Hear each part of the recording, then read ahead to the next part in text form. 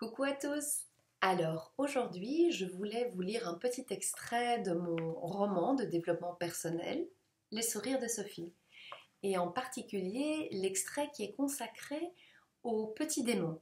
Alors, le petit démon, la recherche du petit démon, c'est un exercice, c'est une expérience de pleine conscience que je propose dans les classes et qui appartient au programme de gestion des émotions par la pleine conscience développé par l'Université catholique de Louvain, La Neuve, en Belgique. Et ici, dans cet extrait, Sophie, qui est donc l'amie de Gabriel et qui inspire l'enfant à se transformer de l'intérieur, va lui permettre d'entrer en contact, de se connecter à son petit démon, à lui. Et elle lui propose une activité un peu ludique pour ce faire. Bah, qu'est-ce que tu fais? Demande Gabriel. J'ai préparé de la plasticine pour ta première surprise. La plasticine? Mais c'est pour les bébés? On n'a pas invité mon frère quand même. Non, ça dépend ce que t'en fais en fait. Si tu fabriques de longs boudins et que tu mélanges les couleurs, c'est nulos. Claire, quand tu mélanges les couleurs, ça devient un cacadois la couleur, c'est naze. Et on fabrique quoi avec cette plasticine de bébé, mademoiselle Sophie l'institutrice? Ton petit démon à toi. Hein? Quoi? Ben, imagine un moment où tes émotions étaient en pagaille, sens dessus-dessous. C'est pas compliqué, pas besoin de me forcer. Je repense à Michael, la fois il m'a fait un croche-pied devant tout le monde. Je revois la scène. Tous les détails, la cour, les autres enfants.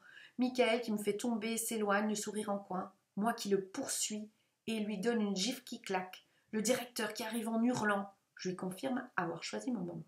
Ok. Alors, fais revenir ce moment-là à ton esprit. Qu'est-ce qui se passait au juste? Quelle scène se joue devant toi? Où te trouvais-tu exactement? Étais-tu seul? Accompagné? Quelle heure était-il? Quel temps faisait-il? Qu'est-ce que tu apercevais autour de toi? Entendais-tu des bruits particuliers? Quelle odeur flottait dans l'air? Bref, utilise tous tes sens pour replonger dans cet instant de ton passé comme si tu le revivais. Nous passons quelques instants en silence avant que Sophie nous poursuive. Et comment te sentais-tu à l'intérieur à ce moment-là? Te souviens-tu de l'émotion, des émotions qui étaient présentes? Imagine que cette émotion ressemble à un petit monstre qui habiterait dans ton corps. À quoi ressemblerait-il? Quelle couleur aurait-il? Quelle forme? Quelle taille? Où se cacherait-il exactement dans ton corps? Peux-tu identifier un endroit précis?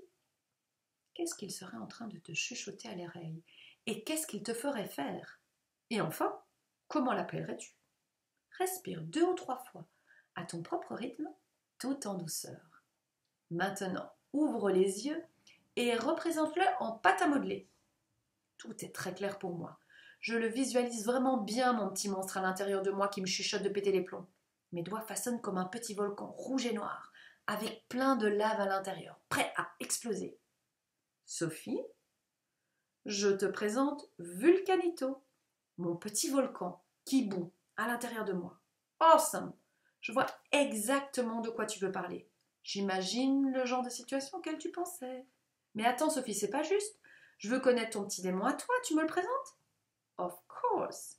Voici Lézardin, un petit lézard bleu et vert. Il se cache dans ma poitrine quand j'ai peur. Il encercle mon cœur avec ses petites pattes et il le serre très fort. Il ne veut pas le lâcher. Maman me dit qu'il apparaît quand je suis angoissée et je pense qu'elle a raison. Je lui demande à quoi ça sert au fond de connaître son petit démon. Et elle m'explique que ça nous permet de l'apprivoiser, un peu comme un animal sauvage.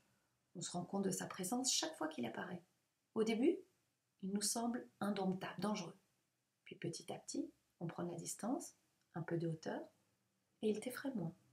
En fin de compte, on parvient à l'empêcher de nous paralyser ou de ne pas nous envahir de la tête aux pieds. Faut pas qu'il prenne le contrôle comme un méchant dans Star Wars dont on veut se débarrasser, quoi. Yes! C'est toi, le commandant du vaisseau. Tu respires, puis c'est toi qui décides et qui choisis comment tu veux réagir. Donc maintenant, je ferai plus jamais d'éruption? Sophie sourit. Non, ce serait trop beau. Mais tu accueilleras Vulcanito chaque fois qu'il apparaîtra. Tu pourras exploser ou éteindre le volcan, comme toi tu veux.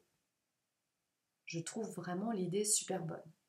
Je vais le cacher dans ma trousse, comme ça je tomberai dessus, souvent, et je m'en souviendrai.